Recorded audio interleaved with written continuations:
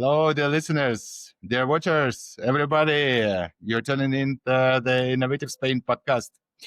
Look, my name is Evgeny Goncharov, or Zhenya, or Juan sometimes. In Panama, I was called Juan. So let me invite you to the world of tech in Spain. Basically, this podcast was founded like the way to bring some light to the picture, what's happening with IT and tech in Spain. I'm talking with wonderful people sharing their experience in IT, in tech, or circa. So in each episode, we discuss like some trends, personal experience as well, and how the market is shaped. Don't forget to put some like and subscribe to us so you will not miss a new episode. Today, we have a very interesting guest. Very interesting because I'm as a person who learns 3 languages. Okay, 2 languages and 1 I'm not learning, but I'm willing to. Our new guest is Jacobo Torrado Gallego. Is it correct? Gallego. Yeah. Translator and co-founder of Arume Labs. But let me give this scene and microphone to Jacobo. Jacobo or Jacobo? How it's called? Jacobo. Mm-hmm. I have all these problems. Sorry about that. So, Jacobo, please introduce yourself. Tell us why you're here, actually, what you would like to tell us about, and who are you? All right. So, good morning. My name is Jacobo Torrado Gallego, and I'm the co-founder of Arume Labs, based in Orense, northwest of Spain, and Traditive, which is a cybersecurity translation service, and Arume Labs, which is an educational center focused on science and languages. Jacobo, tell us how you actually, let's say, why you are here. Like, what is your path? What is your story? What's my story? Well, that's a good question. Well, I've developed my whole career around cybersecurity and translation, which with both industries seems like a little bit, disconnected, or they don't seem there's no much of a relation. Somehow I put some sense into it. At the work space at a cybersecurity company in Madrid, and well, with the experience that I got there, I came back to my hometown, which is Orense, and now I founded my own academy where we can learn foreign languages and science-related subjects like maths, physics, biology, even computer science.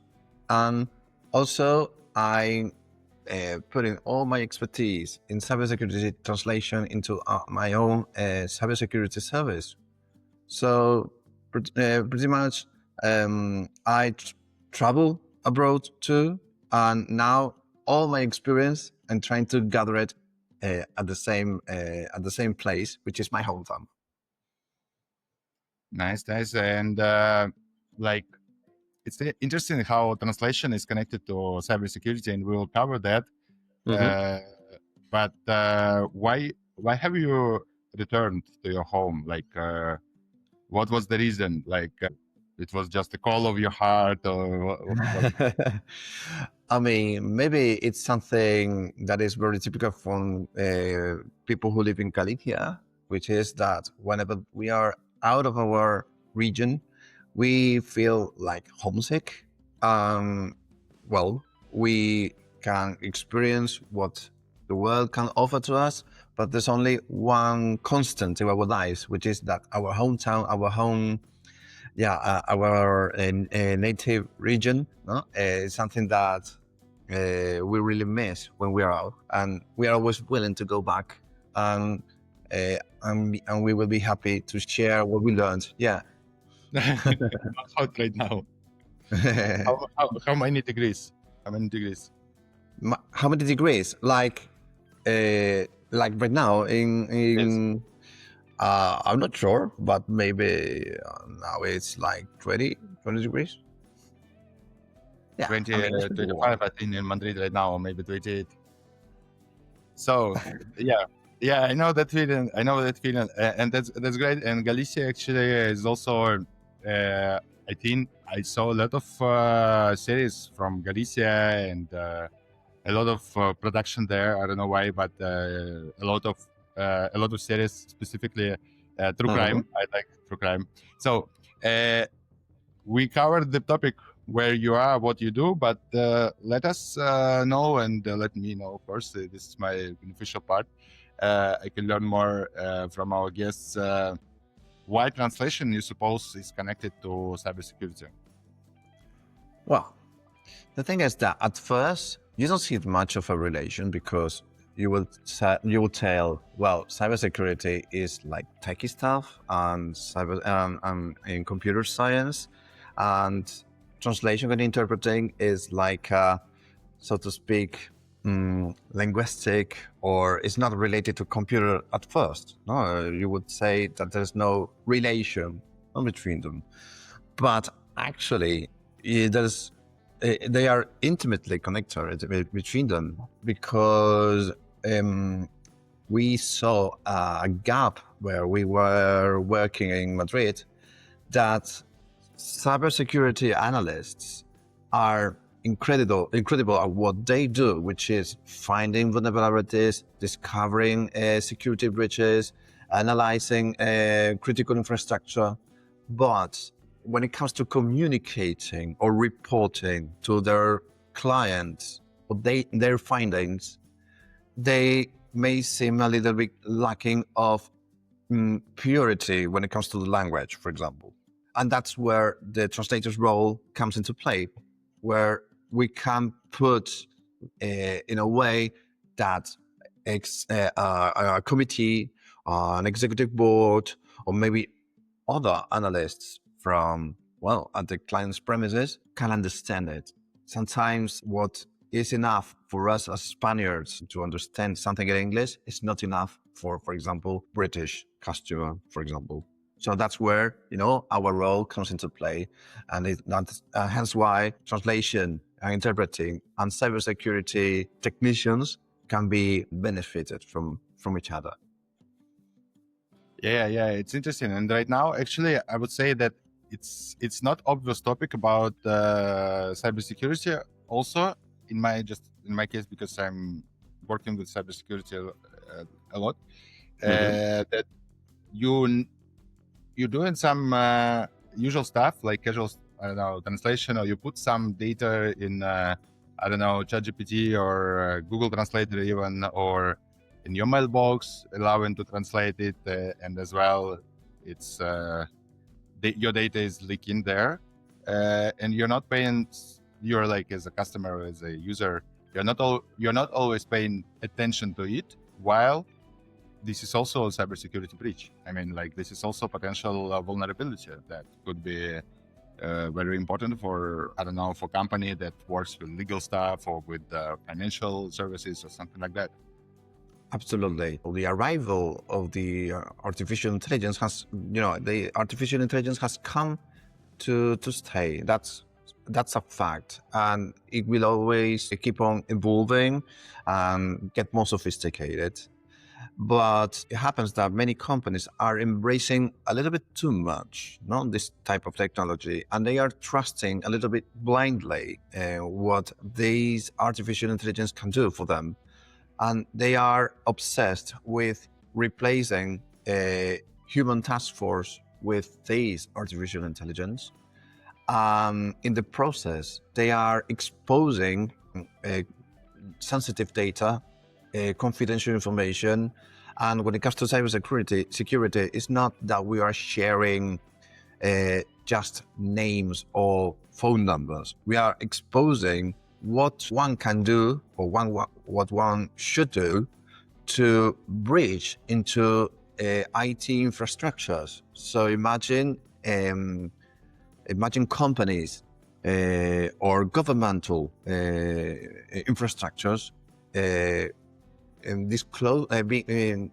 disclosing information about how to breach them. And, and here's where the AI can become dangerous because, well, as I said, imagine you're a security analyst, you find some security breaches, maybe you know how to fix it, you type it into a report, you type it in Spanish because that's the best way you can express yourself, how to put into manifest that security breach, and then you Control C, Control V, you copy and paste it into a translation bot, and you are freely disclosing how to hack a company and to attack a company. You're giving instructions. Very clear. You made your job. I mean, it's so dangerous and so scary, isn't it? So we need to, embrace this new technology because it's a great tool, but not embracing it to the way you will replace human interaction and human factors. No? But what if I will be like a devil's advocate today? So what if, for example, I'm a user, I know about this potential risk, and I'm installing Yama, let's say, on my laptop, and Yama, it's local-based AI model, so it's supposed not to send any data or anything. You can even switch off your Wi-Fi or anything, it will work. And I'm translating via my local machine the guide. Of course, quality will be lower, but models are developing. So why still we need human? Why do we still need human here, like human translation?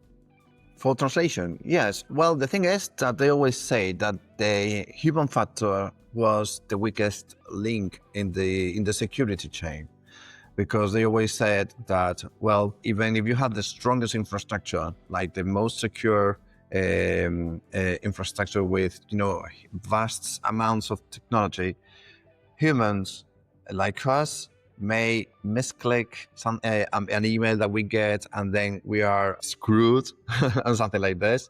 But now, I'm defending that the human factor is the key to make sure that we are not exposing our companies, our industries, our businesses, because we are like trusting too much what an AI can do for us.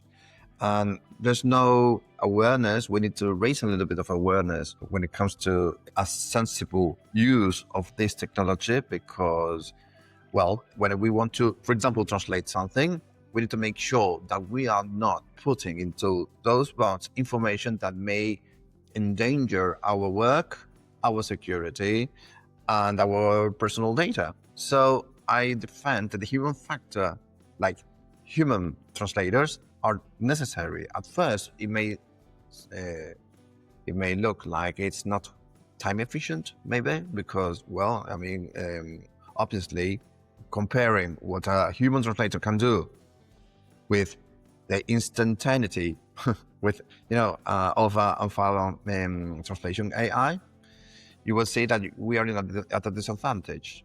But the thing is that whenever a human translates a document, keeps it within the business network, that's the most secure approach. So here it is. So you suppose text still needs a soul? From my perspective, I see it a bit different, but it's okay. I mean, I think that you still need human because you need to review translation. But if you set up AI locally, let's say, or you have your own machine, let's say, that works, that run AI something, you can enhance and improve the speed, actually, and let also human and keep the security, and let human also correct this translation and make this work efficiently. We will return to this topic, but my question is just in a second part. But I understand your position. I think that they're very close. But let's go to a topic of EdTech in Spain, like how Spain. I don't know, adapts to change of environment, change of everything with AI, with educational challenges, maybe something about online education as well. And what do you think that makes a difference in that field? Yes. I mean, of course, there's not one single approach when it comes to integrating technology like AI or Internet of Things, blockchain. But the thing is that, well, what we must guarantee is that all we do is done safe. So, there's not a single approach to do this. And as you said, for example, you can install AIs like locally and and you keep it offline. That's what I defend too. For example, not offline AI, but offline databases, because the way translators work is we have what we call translation memories, which is, well, in the end, it's just a database where we store segments of sentences, words, paragraphs, so we can keep it consistent. And for example, if we want to write any deliverable, like, I don't know, a brochure, a catalog, a report, major companies want it to look like it is made by human people, because exactly. maybe this is something subjective, but whenever I get text that is blatantly written with artificial intelligence, for me it loses a lot of credibility. And when we read something that is actually written by human, we really appreciate it. So Agree. yeah, I mean, it's like, well, we need to find the balance. I believe we are not replacing anybody. We are not refusing AI. We need to find the balance between a human task force and modern tools like AI, which is a great advance, but it still needs some polishing. I think our parents faced the same question, the same challenge when internet appeared. Like everybody was thinking, like, oh, when television appeared, like grandparents, like television will replace cinema, or cinema will replace theater, or I don't know, theater will replace novels. I don't know. It's always something like this. Nothing is Exactly. replaced. With every advance, there's always this fear that we will be replaced, that some jobs will die out. But in an exchange, what we are is creating new job opportunities, for example. So it's not that we are destroying professional options. We are just transforming our reality, our jobs, because of these new technologies. So we need to embrace it, because AI is present and future, like it or not.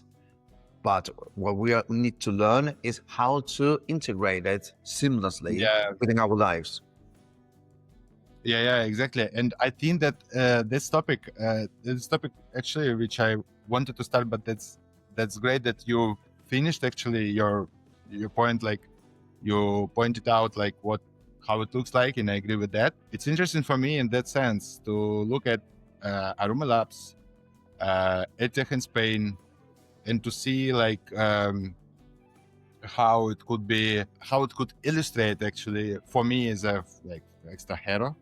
Excellent hero.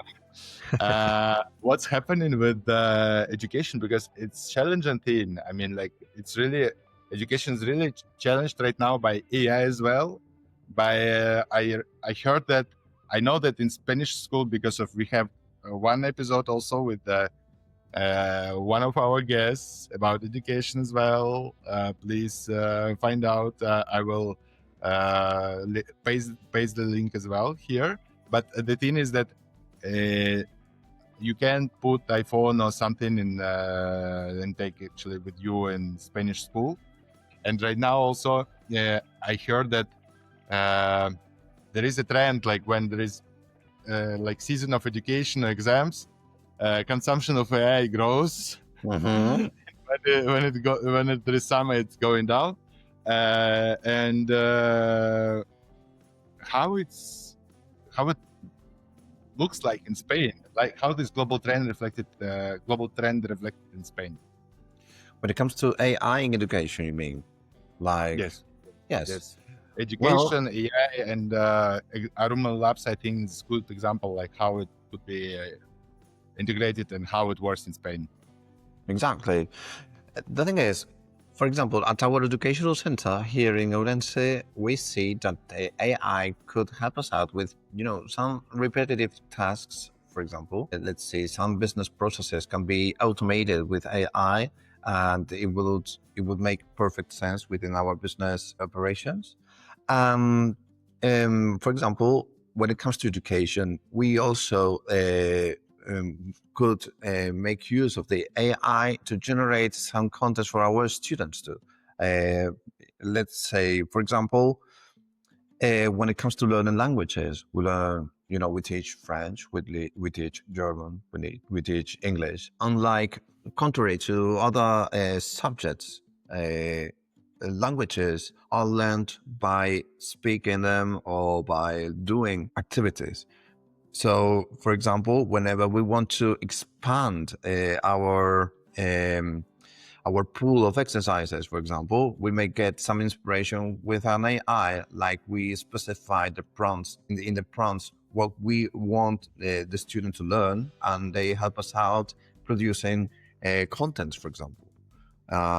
We have an online platform where we can upload huge amounts of exercises, and that's what our students are like too, because now with the advent of AI, everything now is so connected. People are eager to learn online through e-learning platforms.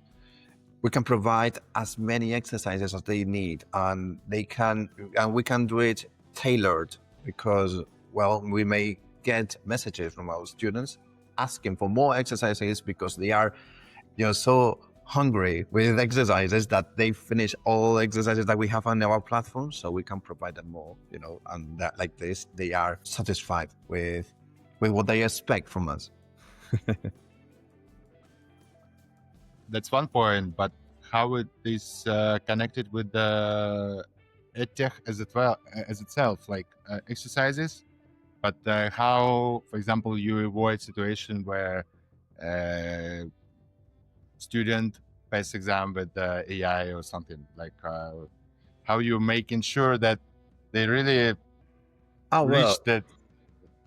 Yeah, I understand that. I mean, as I said before, I don't blindly trust the AI. So it's not just that I just type a prompt and then turn it into a PDF file and upload it into the platform. That's not how we work. In case we recur to an AI to generate some exercises, first of all, we ask it, or we ask for it. We get what our prompt asked, and then manually, personally, humanly, we verify that what is delivered makes any sense.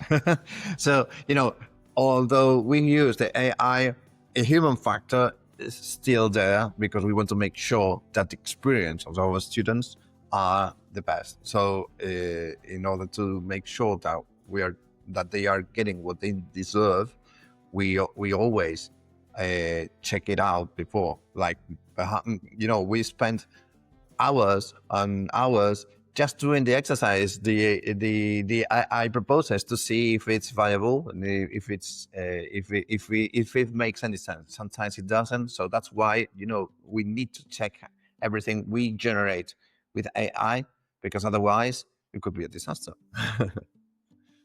But how you check them? Like, for example, I am a student. You gave me this nice exercise or test, something. I used AI, and right. how you check this? Like, how will I take it the other way around? yes, Okay. yes, it is. So this way I understand. That's great. But another way. Yes.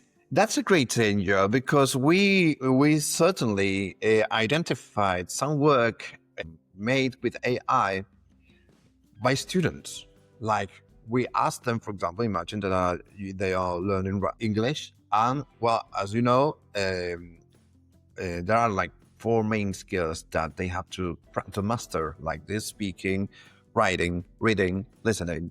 When it comes to writing, this is where they get cheeky and try to send us AI generated writing essays, for example. But we have our tools to verify it. In fact, there are online platforms where you can just copy and paste what you get to check if the text that I pasted is generated by some AI model. So yeah, we did the check. We'll put the list from Hackamore, and everybody will have this opportunity, because I think that in our job as well, not only in exams, we receive a lot of this kind of text, so we can put some resources as well. Yeah. So yeah. No, Nice, yeah. nice.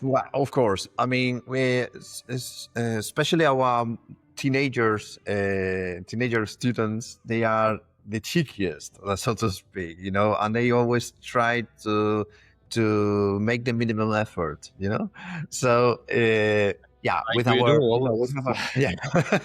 we have our resources to verify that they not actually cheating and they are making the effort they need to. Yeah. Yeah, always we always try to make sure that AI is not involved when it comes to learning, because otherwise it's not learning at all. It's just cheating to try to satisfy us teachers, but our satisfaction comes from the progress students make up in the classroom, not what they may send via AI. Yeah. So we will share these resources as well. And look, one question that is actually to bring some light also to the trends in Spain. Spain is always like associated with sun, tourism, nice food. That's 100% agree with that. Nice people, nice weather, like everything is so like relaxed, etc. What do you think? Okay, this is stereotype, but what do you think is missing on this picture? Like what people don't know about Spain, EdTech, IT, and something that I'm also doing here with my team. But I would say that what haven't we talking about Spain, tech, and education? Spain has always been considered a perfect tourist destination because we have sun. It is so sunny. We have a beautiful landscapes. Our gastronomy is top notch, and well, it is actually. So hence why tourism is so important in our country, because well, foreign tourists value what we might offer when it comes to tourist destinations.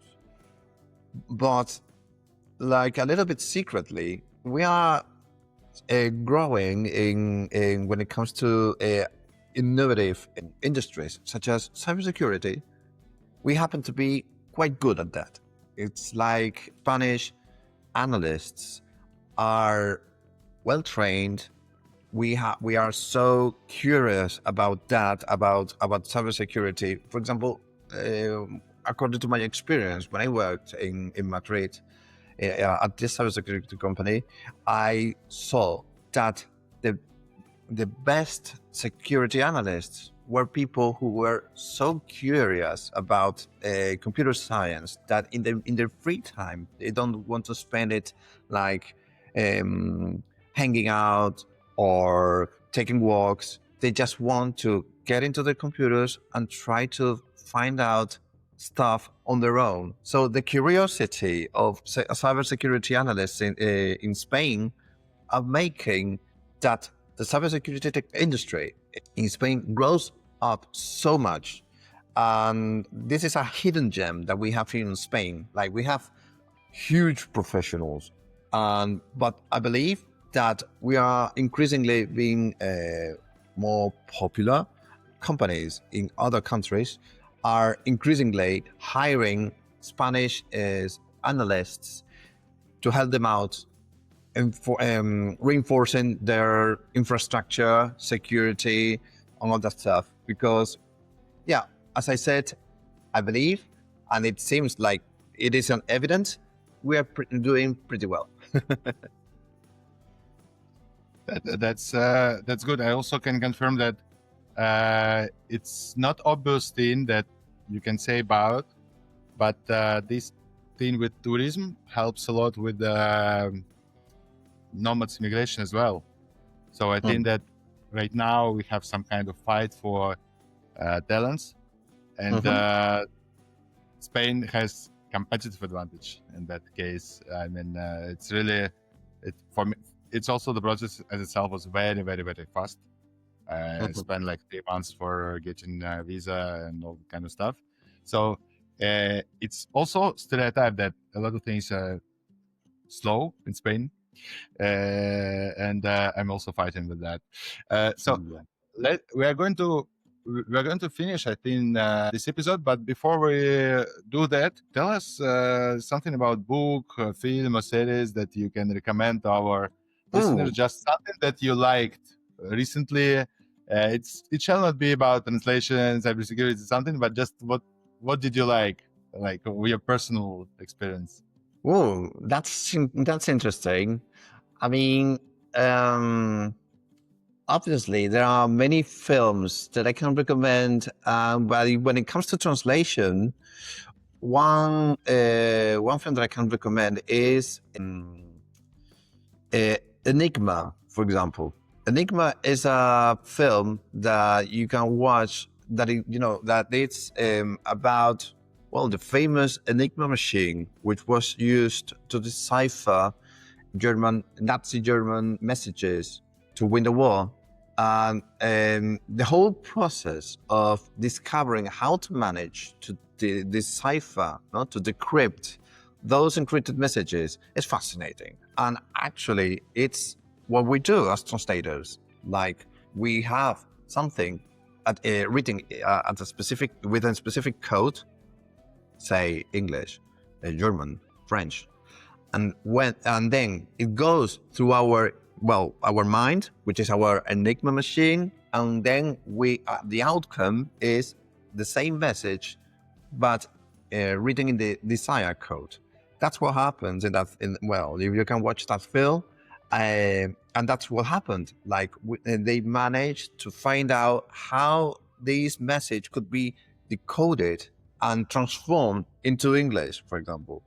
So I would recommend it so much. Enigma, it's called like this. It's a brilliant film. I also will give you 2 minutes to think about the book or something. But I also wanted to share, like, recently I watched a very nice movie, Spanish actually movie, Marshlands. It's a very interesting detective. It seems like True Detective actually, but it was earlier than True Detective, as far as I understand. But the thing is that it's so noir. It's so interesting from one hand. It's so not like, you can't say 100% you're on one side or another, because the sides are mixed. It's also, action takes place in the early 80s, after revolution has happened. And it's also very interesting if you're interested in, like me, in Spain history, or like Spain art, culture and something. It's really interesting to see how this change is changing at one point, but people struggle to continue changing, because it's not just changing the, I don't know, environment or something. You need to change by yourself. And it's interesting, like how it showed in this movie. It's also very noir. I like it, and very beautiful. Beautiful. It is in Andalusia, and it's very beautiful, like landscape, color, like the movie color, also like cinematography, also very 80s, and you see Okay. that style. So nice. Highly recommended. All right. Yes. For example, I recommended Enigma, which is not a Spanish movie. But if you wish to see something, for example, in Spanish, like Spain Made, I can recommend a series called The Ministry of Time, El Ministerio del Tiempo, which is a series which is about time travelers, and they travel to they travel back in time to Spanish historical times, and they can discover what it was like to be there at that time, what happened, to see like lively what happened, and they also solve some mysteries. So I would recommend it. It is pretty popular. I mean, I believe there's a lot of seasons. I believe. I mean, like maybe 6 or 7, something like this, because it is so popular. So you can learn.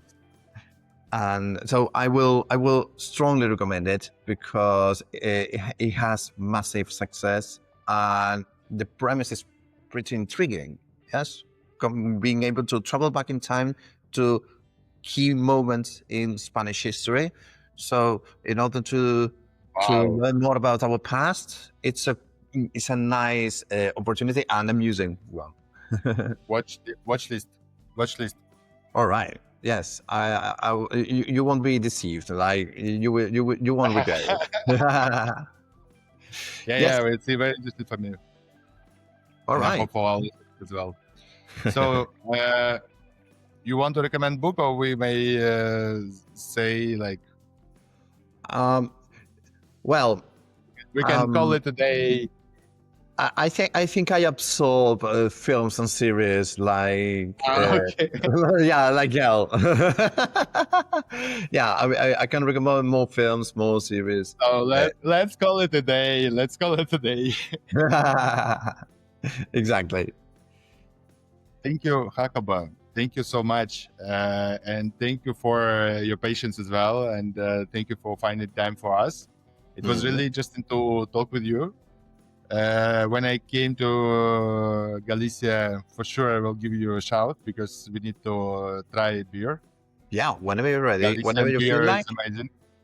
Galician beer I'm is always amazing. up to drink. So yes, whenever you want. Movies. So whenever you want, just say the words and I'll be there. Okay, amazing. Thank you so much, everybody. And if you like this episode, please put like, subscribe, and also feel free to share in comments what language you are learning right now, and what you would like to learn but not learning. From my position, I would say that it's French. I'm trying to renew my French, let's say, renew this knowledge, but can't, because I'm learning Spanish and English. So at some point, but I'm struggling. I'm thinking I will at some point learn French and Italian. So I will cover this block, and maybe German at some point. I know that Jacobo is speaking German. Yeah. The more languages you learn, the easier it gets. Like, because you will start seeing similarities. And if you learn French, whenever you learn Italian, you will see, this is like in French grammar, for example, or this is like in Spanish grammar. So the more you learn, the easier it gets. But this is not relating to Spanish grammar. So I mean, this is not relating to tenses. Well, take your time. There's no hurry. Yeah, we have 6 seasons. Thank you so much. Muchas gracias. Que tengas buen fin de día. Muchas gracias. Muchas gracias. Hasta luego. Hasta luego.